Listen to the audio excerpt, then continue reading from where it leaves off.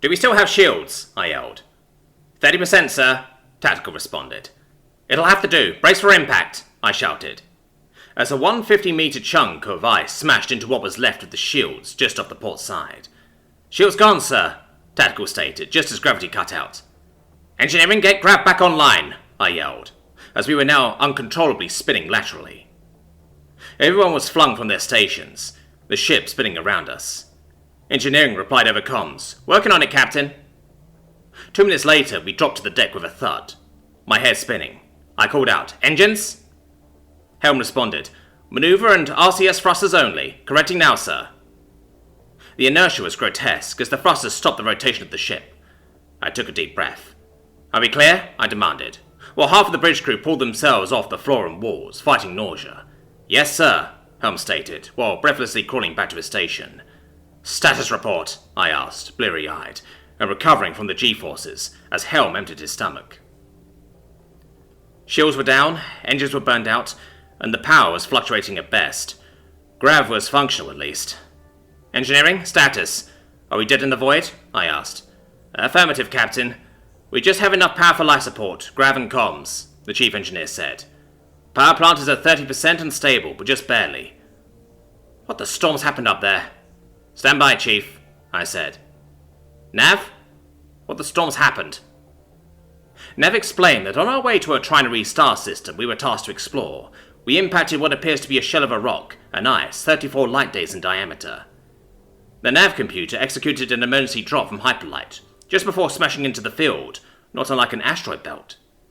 It surrounded small yellow dwarf stars and what appeared to be a planetary system, 526 light minutes in diameter.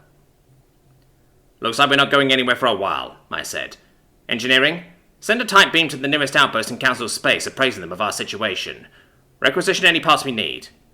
Aye, Captain. I'll have a report to comms sent in an hour or less, the Chief replied. Comms? What's the tight beam delay from our current position? I asked. About 32 hours, sir. We are about 486 light years past the border of Council space, comms stated. Well, let's settle in and get to it, I told the crew. Seems we'll be here for at least a week. Nav, scan the system. We may not be making it to our trinary system, but we are explorers. Let's see what's here. So, here we were. Adrift in an unexplored system in a new arm of the galaxy. We were deep in unexplored space.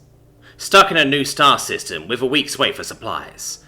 With repairs underway, I checked with Nav to see what this system had to offer. A G-class yellow dwarf star in its main sequence, about 2/3 for its life.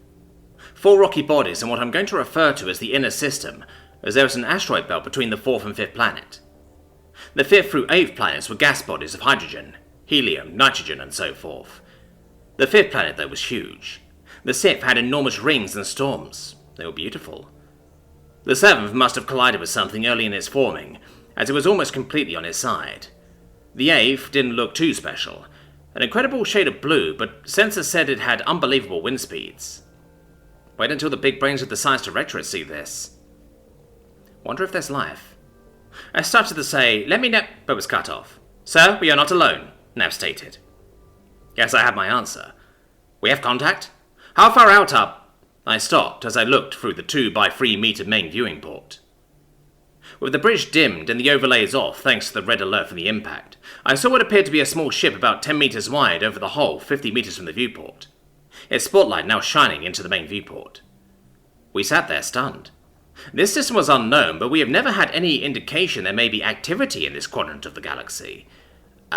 Do we recognize that hull, convict? Any signs of life? I fumbled out. Someone we know?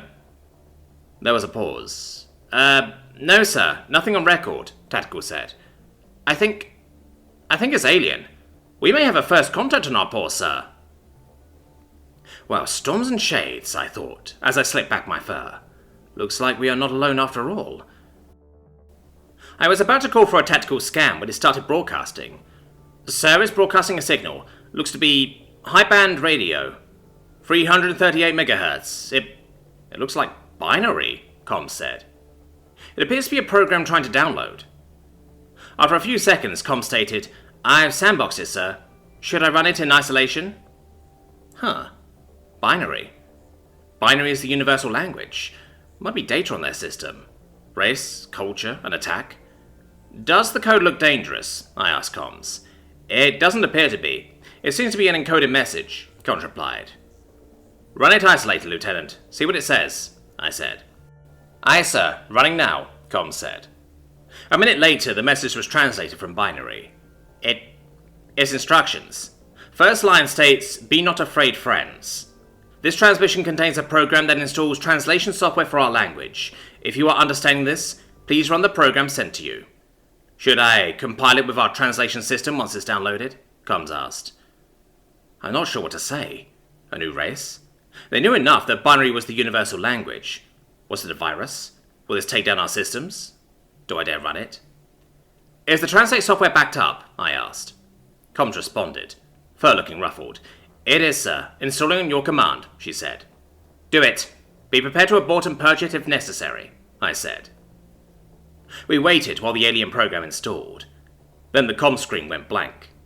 After a few seconds, text printed out on one of the comms displays. Hello. Hopefully you can read this. Are you able to send and receive audio? If so, open hailing frequency to 146.190 MHz, it read. Once open, you should hear a beep. Speak a few phrases and we should be able to translate after we have a sample of your language. If not, send us a text response back on 438 MHz. Let us know if you need a higher frequency. We'll be monitoring 146.190 and eagerly await your response. Incredible. I paused. Am I really in a first contact situation? We are the most advanced explorer in the fleet. A Horizon-class deep space survey ship. Fastest hyperlight drive known. 2,100 sea top speed. If not us, who? Taking a deep breath. Comms, open frequency 146.19. Let's meet our new neighbor, I said.